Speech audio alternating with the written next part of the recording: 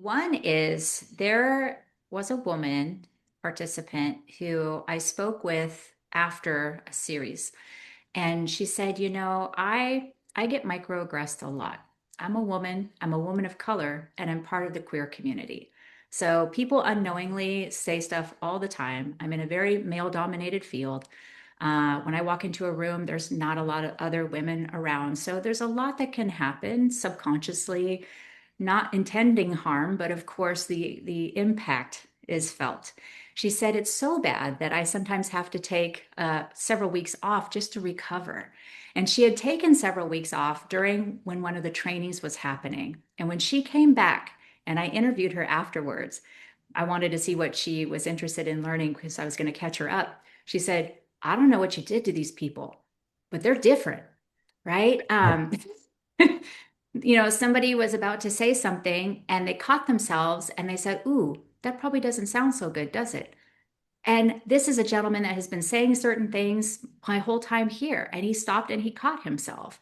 There's other people who just didn't do what they normally do. Like there was more awareness, more willingness to talk about things in real time, more willingness to take ownership, more willingness to understand the impact, not just I didn't mean to hurt your feelings, but ooh, I did something that hurt your feelings. Let me start there.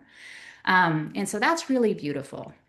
There's another example of where I worked with one specific department on a larger campus.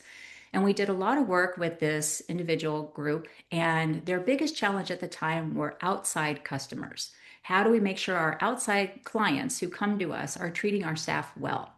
Well, we figured out some guidelines for that. And as they advanced in our workshop series and being able to talk through some of these things, they realized that there was a secondary challenge they hadn't noticed before. When they started to interface with other departments, they now were catching where incivility was happening. They were now catching where lack of respect was happening.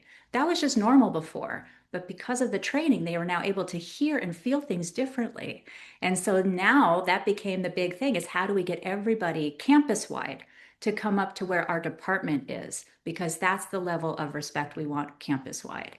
And so it's very potent and very powerful, this training, when it's taken seriously, when it's respected, when it's supported, when it's kept alive even after the training. So that's another thing I would encourage is keep it alive. Don't just let it be a one-off.